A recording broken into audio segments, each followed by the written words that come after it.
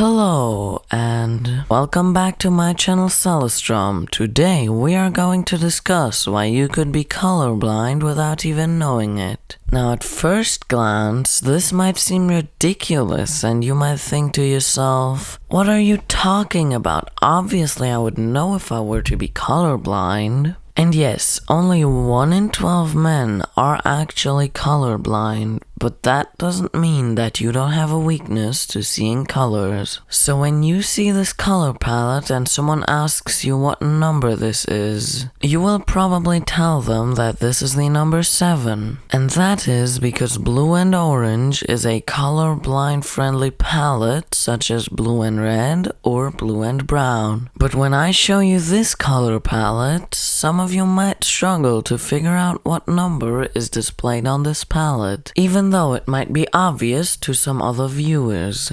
And that is because red and green is not a colorblind friendly palette to those who cannot differentiate between red and green. Okay, now I will explain my theory. So when I show you this color, most of you are probably gonna say it's red, right? But even some of you that said it's red could still see it differently.